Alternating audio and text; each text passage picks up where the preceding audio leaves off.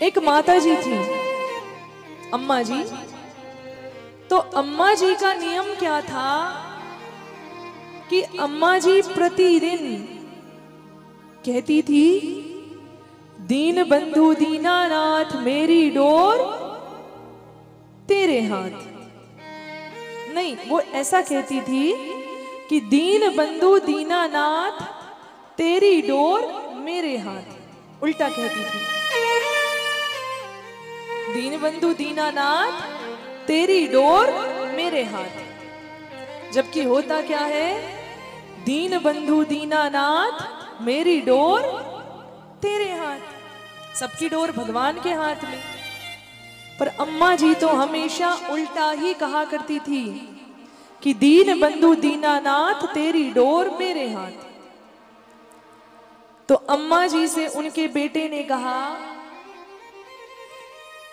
कि मैया एक बात बताइए, आप उल्टा क्यों कहती हैं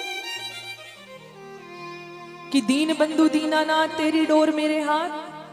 अरे मैया, सबकी डोर तो उनके हाथों में है।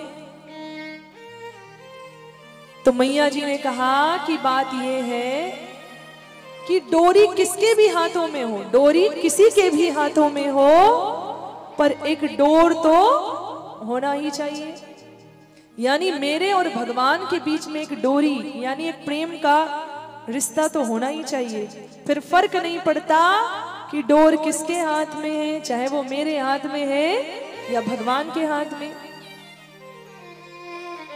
इसलिए इस चीज को समझना चाहिए कि भगवान से कोई रिश्ता बनाइए।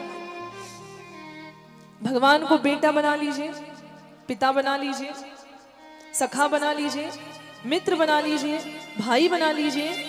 भगवान से कोई ना कोई रिश्ता होना चाहिए, भगवान से कोई ना कोई संबंध होना चाहिए। और जब हमारा भगवान से रिश्ता बन जाएगा तो ये हमारी नहीं, ये भगवान की जिम्मेदारी बन जाएगी उस रिश्ते को निभाने की।